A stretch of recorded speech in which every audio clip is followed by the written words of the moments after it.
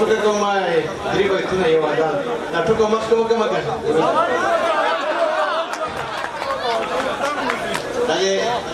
دا مشهوره خبره مو ته ډېر خوند ورکوي پاتې تور نیکه د المسیح کني زمون کني خو زه دې طرفدار نه یم دا چې دا خپل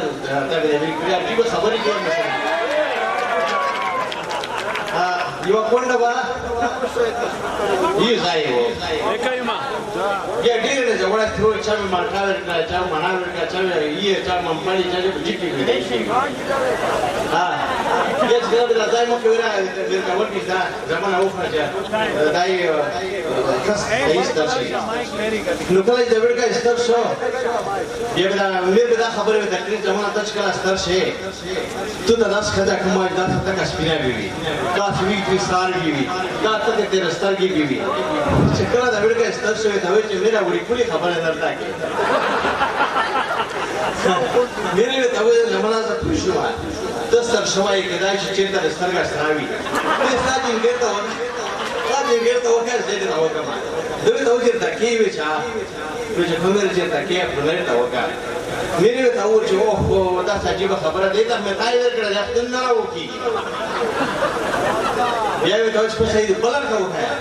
بیا یې بله ورته وښیه ورته وویل چې کار ته وکړه میرې بیا ورته وویل چې هغه دی اوهو دې ته ما تای ورکړی بله ورته وښیه درېیمه کال لرې ورته وښله خدای چار ته وکړه دې ورته وویل زمانه یې ته ما تای ورکړی دی ده ورته وویل ډیوډ کې ورته وویل ته درته وایه چې مو میرې که مکمل کړي وایې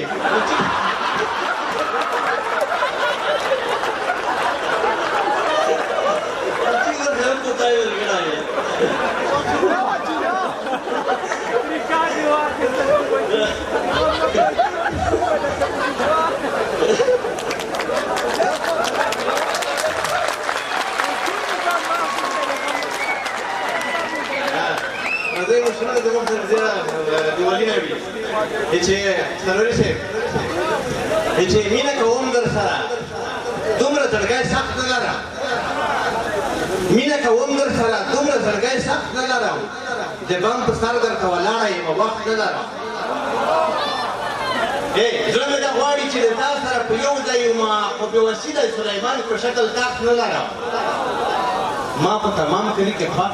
ته ښه سړی یې مجبوره ته ګرم یې که زه د یارۍ بخت نه لرم مزل ته راځم وایي چې بدل خو نه دی غرب د نخترو پکې سپینې واورې طالبې او طالبې انجونو به چړۍ راوړې مالونو ته ډالبې او ډالبې چا سره بخره و چا په سر باندې ودونه وړل مینه محبت و غرنۍ کیسې به یادې وې او یادې وې اوس کوبیر لړلی ژوندون نه غواړم او مړ کوم خوښ به ګرځېدم پکې د مینه شمې بالې وې او بالې وې داسې پښتانه وو مزرونه داسې پښتانه وو چې د بل په ناموس نه ورتلل پېغلې جنکۍ به د یو بل په کور متالې او متالې وې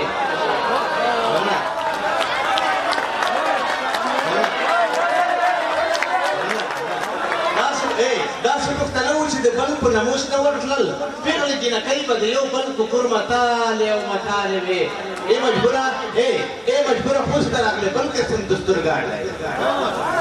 دی مجبوره خوست ته راغلې بل قسم دستورګاډ دی عبادت تیرې ناوې ویښته عبادت چمې کالې وې او کالې